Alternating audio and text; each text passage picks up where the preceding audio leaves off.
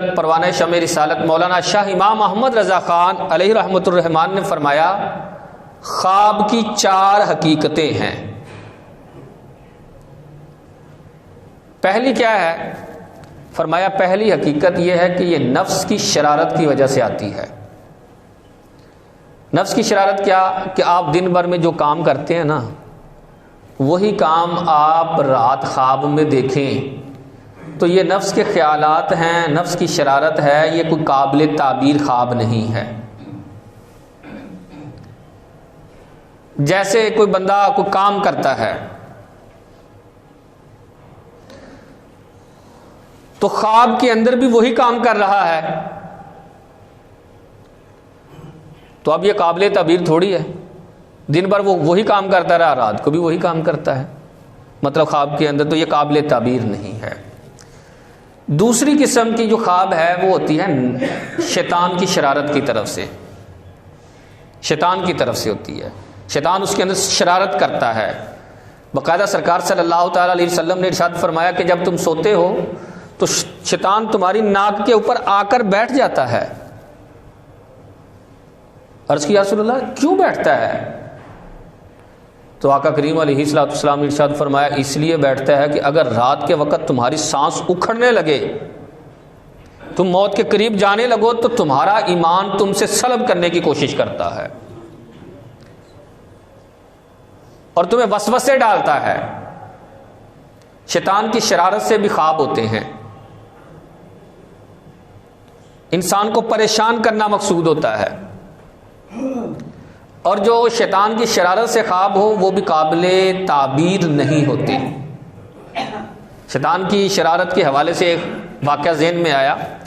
حضرت با یزید بستامی رحمۃ اللہ تعالی علیہ، یہ بہت بڑے بزرگ ہیں، ان کی صحبت اور ان کی خدمت میں ایک شخص حاضر ہوا، مرید ہوا، عبادت کرنے لگ گیا۔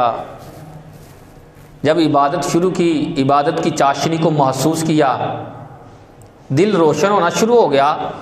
چند دن آیا تو پھر گھر میں بیٹھ گیا۔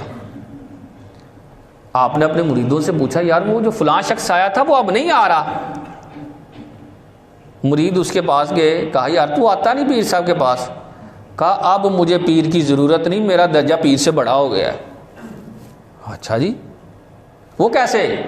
کہا ہر روز میں خواب میں کبھی مدینے ہوتا ہوں، کبھی مکے ہوتا ہوں، اور کبھی جنت کی سیر کر رہا ہوتا ہوں، جنت کی نعمتیں جو ہے وہ کھا رہا ہوتا ہوں، میرے پیر کو تو کبھی یہ خواب آیا ہی نہیں ہے۔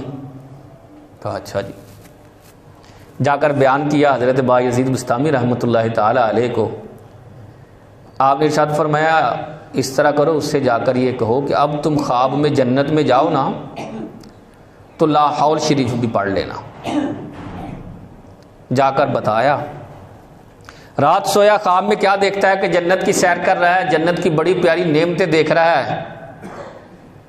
اچانک دل کے اندر خیال آتا ہے کہ لا حول شریف پڑھنے کا کہا گیا تھا، اس نے لا حول ولا قوت الا باللہ العلی العظیم پڑھا نا، تو جنت کی جو چاندنی تھی وہ طریقے کے اندر بدل گئی، اس کی آنکھ کھلی تو وہ جنت میں نہیں کوڑے کے ڈھیر پر بیٹھا ہوا تھا۔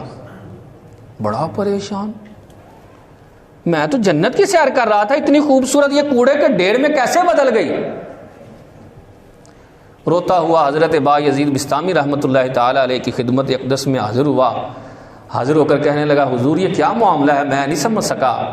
آپ نے ارشاد فرمایا تو نے ہمارے پاس آنا چھوڑ دیا، میں پھر بھی تجھ سے ناراض نہیں ہوں، کیونکہ میرا اور تیرا رشتہ جو ہے وہ دینی رشتہ ہے۔ سن، تو میرے پاس آیا، اللہ نے تیرے دل کو صاف ستھرا کرنا شروع کر دیا عبادات اور ریاضات کی وجہ سے، اور تو نے اپنے آپ کو کامل سمجھ لیا۔ تو جب تو ابتدائی مراحل میں تھا تو یہ چیز شیطان کو ناپسند گزری کہ تو یہاں رہے اور دین کا علم سیکھے۔ اس نے تیرے ذہن میں یہ بات ڈال دی کہ تو جو ہے وہ کامل ہو گیا ہے، تو نے بھی اپنے آپ کو کامل سمجھ لیا، اور خواب کے اندر جب نے لا حول شریف پڑھی تو شیطان کا وہ سارے کا سارا نور ختم ہو گیا، وہ گندگی کے اندر بدل گیا، اور تجھے پتہ چل گیا، تیری خوابوں کی حقیقت بھی تم پر آشکار ہو گئی۔ کہ یہ ساری کی ساری شیطان کی شرارت تھی، اس کے اندر رحمان کی طرف سے کوئی نور نہیں تھا۔ شیطان بھی شرارت کرتا ہے۔ یہ دونوں خواب جو ہیں، جو نفس کی شرارت ہو یا شیطان کی شرارت ہو، یہ دونوں قابل تعبیر نہیں ہوتے۔ بس اوقات کوئی آدمی آتا ہے، حضرت خواب کی تعبیر بیان کر دیں، کہا جائے نا اس کی نہیں تعبیر، نہیں تسی تعبیر دسو نہ دیا ہے، تعبیر کیوں نہیں ہے بھائی، تمہیں اتنا ہی پتا ہے تو پھر خود سے بتا دیتے۔ کچھ خواب ہوتے ہیں جن کی تعبیر نہیں ہوتی۔ تیسرا خواب، یہ خواب جیسے شیطان آتا ہے نا، ایسے ہی اللہ رب العزت ایک فرشتے کو بھیجتا ہے، وہ آ کر خواب کے اندر اس کی رہنمائی کرتا ہے۔ یہ خواب جو ہے، یہ خواب قابل تعبیر ہوتا ہے، اس کی تعبیر ہوتی ہے۔ بڑے سارے واقعات ہیں اس کے اوپر۔ ایک واقعہ مسند امام اعظم علیہ رحمۃ اللہ الاکرم کا عرض کرتا ہوں، چونکہ حدیث پاک سے واقعہ جو ہے وہ سب سے زیادہ اچھا ہے۔ اللہ کے رسول صلی اللہ تعالیٰ علیہ وسلم مسجد نبوی کے اندر اپنے صحابہ کرام علیہم رضوان کے ساتھ موجود تھے۔ ابھی اذان کی ابتدا نہیں ہوئی تھی۔ سرکار نے مشورہ فرمایا صحابہ سے، یار تم بتاؤ کہ لوگوں کو کیسے جمع کیا جائے نماز کے لیے۔ کوئی مشورہ دینے لگا، کوئی کہنے لگا جی آگ جلائی جائے، کوئی کہنے لگا جی جرس یعنی گھنٹی بجائے، لوگوں کو اکٹھا کرنا ہے، کوئی کہنے لگا جی گلیوں کے اندر آواز لگائی جائے، الصلاۃ جامعۃ۔ سرکار ابھی پریشان تھے۔ ایک صحابی ہیں، وہ مسجد نبوی کے قریب سے گزرے تو دیکھا کہ آقا کریم علیہ الصلوۃ والسلام پریشان بیٹھے ہیں۔ دیکھیں ذرا محبت صحابہ کی کیسی تھی۔ آ کر پوچھا یا رسول اللہ آپ پریشان ہیں تو کیوں پریشان ہے، کس وجہ سے پریشان ہے؟ نہیں، سرکار کو پریشان دیکھا تو آپ بھی پریشانی ہو گئے۔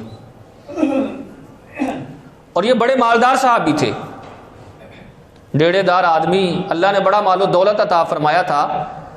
روزانہ کئی 100 فقراء کو یہ کھانا کھلاتے تھے، ان کے ساتھ بیٹھ کر یہ کھانا کھاتے۔ قریب سے جب مسجد نبوی کے قریب سے گزرے تو پریشان ہو گئے، آگے دیکھا فقیر مسکین دروازوں پر بیٹھے ہیں، تو ان کے لیے کھانا جو ہے لگوایا۔ ان کے ساتھ چونکہ کھانا کھاتے تھے تو کھانا کھائے بغیر ہی اٹھ گئے کہ یار دل بڑا پریشان ہے کہ آج محبوب کو پریشان دیکھا ہے۔ اٹھ گئے ایسے ہی، آ کر مسجد کے اندر نہ بیٹھ گئے۔ اب فرماتے ہیں میں بیٹھا تو مجھے اونگ آ گئی، میں لیٹ گیا، سو گیا۔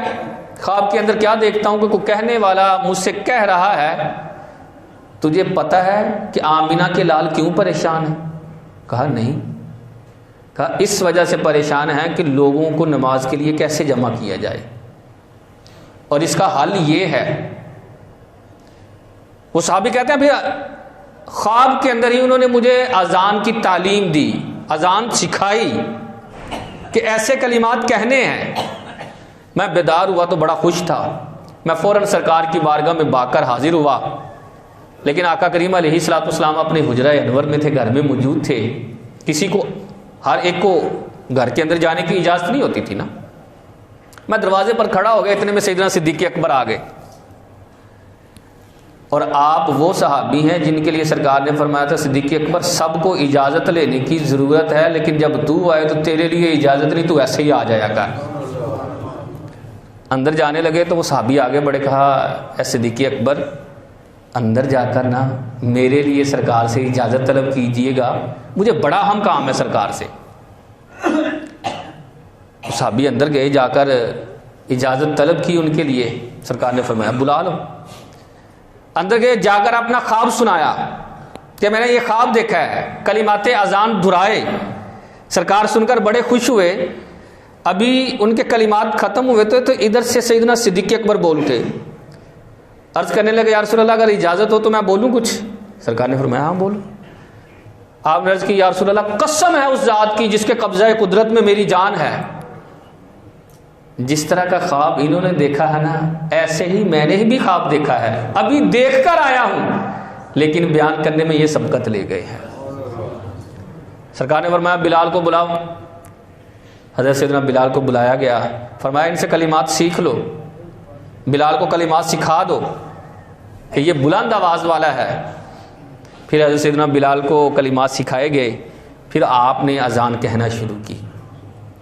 یہ خواب جو ہے یہ قابل تعبیر، اس کی یہ تعبیر ظاہر ہوئی، یہ رحمان کی طرف سے ہے، گویا کہ یہ اللہ تعالیٰ فرشتے کے ذریعے بندے کی مدد فرماتا ہے، اور یہ خواب قابل تعبیر ہوتی ہے۔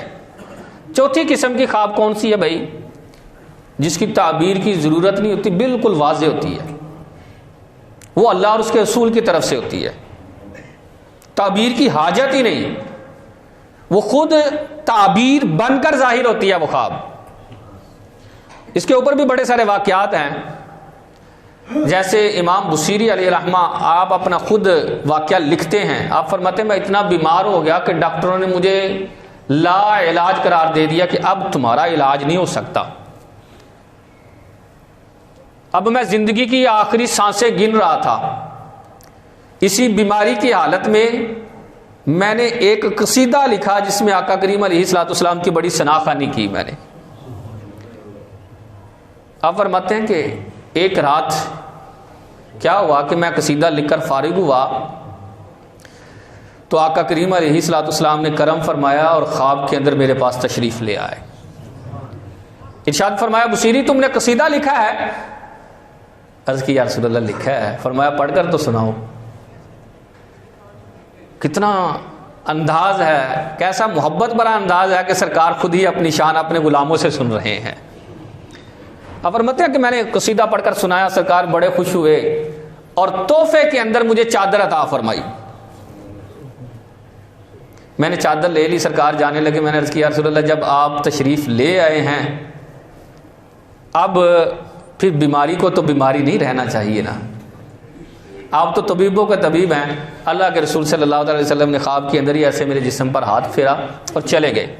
آپ فرماتے ہیں ہے تھا خواب کا معاملہ، تحفہ ملنا اور جسم کا صحیح ہو جانا یہ خواب کا معاملہ تھا، لیکن بیدار ہوا تو قسم بخدا چادر بھی موجود تھی اور میرا جسم بھی صحیح سلامت تھا۔ یہ خواب جو ہوتی ہیں یہ قابل تعبیر نہیں ہے، خود ہی تعبیر ہوتی ہیں۔ یہ چار قسم کی حقیقتیں ہیں خواب کی۔